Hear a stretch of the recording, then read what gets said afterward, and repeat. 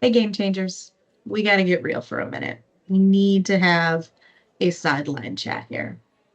The way you are writing your resume, the way you are speaking on LinkedIn, the way you are talking about what kind of opportunities you're looking for and how you're a good fit is hurting your chances at actually landing a job. Hi, I'm Sam. I am a career and leadership coach, and this is Locker Talk, where we take a few minutes each week to talk about some of the moves you need to make mid-career to really move the needle on your job, on your career, finding something that fits you. And today we are talking about how your resume probably sucks. If you haven't updated in a few years, if you haven't spent some time figuring out where your impact is, the way you're talking about yourself probably isn't helping you. I saw on LinkedIn the other day someone who was talking about how hard the job market is and, was putting out information on like, hey, I'm looking for opportunities that look like this. And they said, here's where I shine. Turning chaos into clarity, building relationships, supporting teams through change with empathy. And as a human being and as a leader who values those things, absolutely great. But if I were to put my hiring manager hat back on, that just sounds like everybody else. It doesn't sound like something that's really going to move the needle.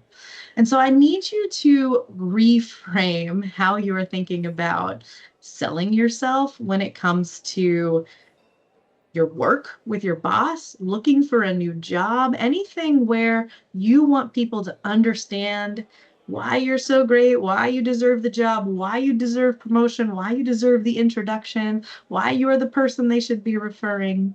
I need you to reframe because the mistake we keep making is that we write from our perspective. Let me tell you about me. And what you should be doing is writing and speaking from the perspective of the decision maker, of that hiring manager. So, how do you fix it? Flip the script, right? Instead of talking about yourself, talk about what they will like about having you in the room. Talk about how you will solve problems and how you've solved problems in the past. So when I'm saying, hey, here's where I shine, or here's some of the things you might want to know about me, it's here's what I could do for my next company. Here's what I could do for you. And talk about the impact of your work. So it's not that you can implement projects, it's that you can create and implement project frameworks that cut wasted time and get stalled initiatives back on track.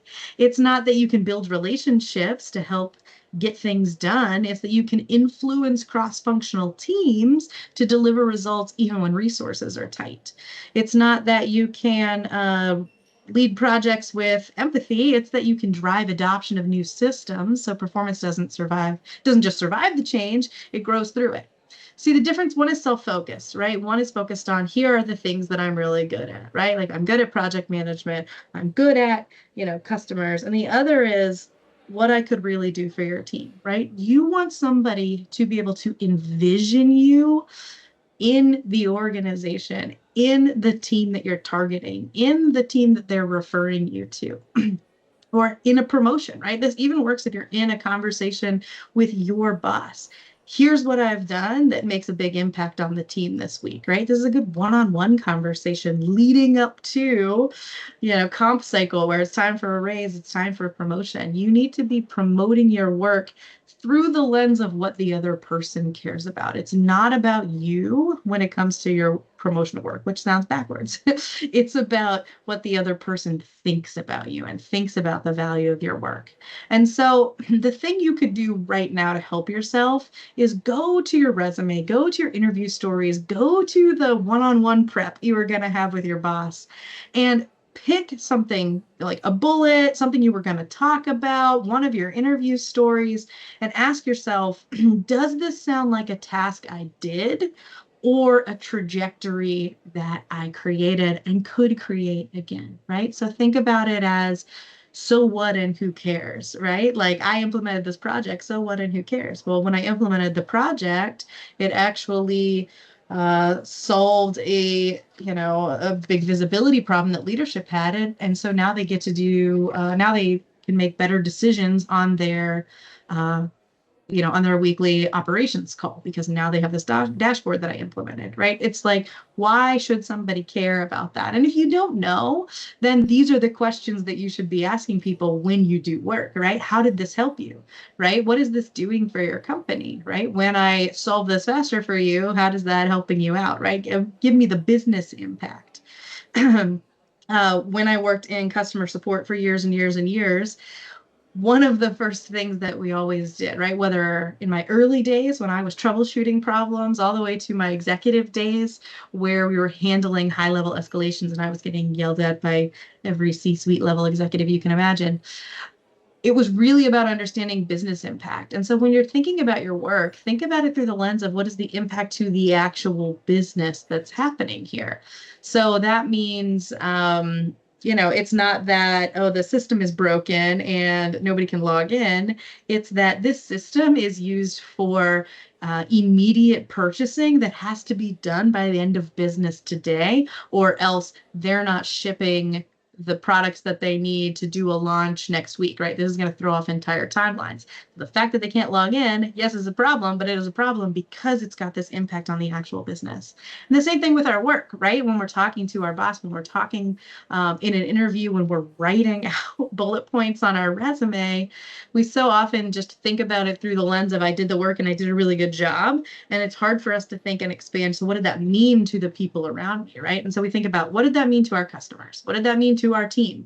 What did that mean to our stakeholders? What did that mean to the leadership team, right? Think about it through the lens of those people and reframe your answers through that, right? It's not I oversaw, daily operations for a regional team. It's I redesigned operations to streamline workflows, freeing up 15% capacity that fueled expansions to new markets, right?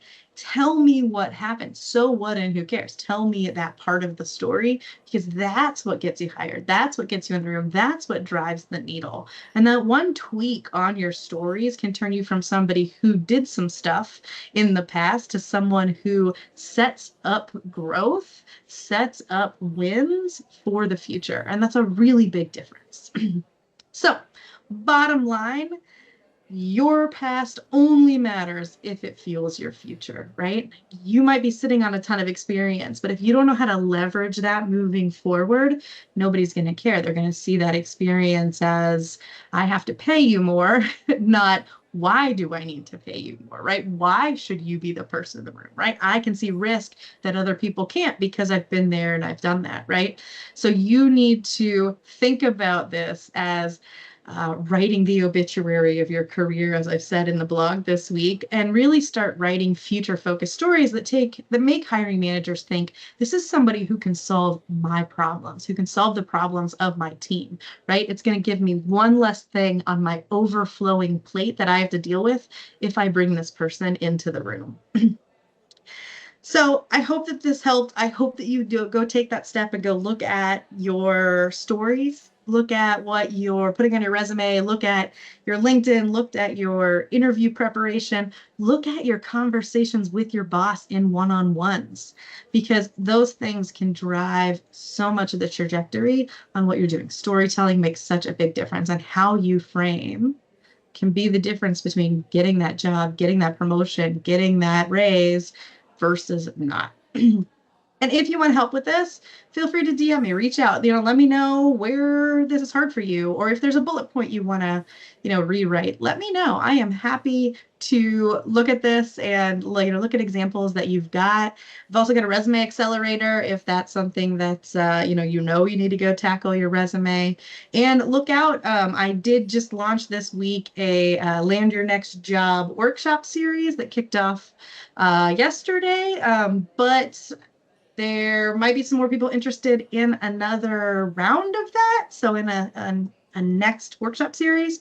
So if that's you, or if there's a, tangential workshop series you'd be interested in, just let me know, because I am here to serve, here to help. So let me know what might help you. You can always DM me on LinkedIn. You can always send me a message in Substack, or just shoot me an email. There's also a contact form on my website. There's a lot of ways to get a hold of me, and I really want to help you figure out how to put down the popcorn and get in the game.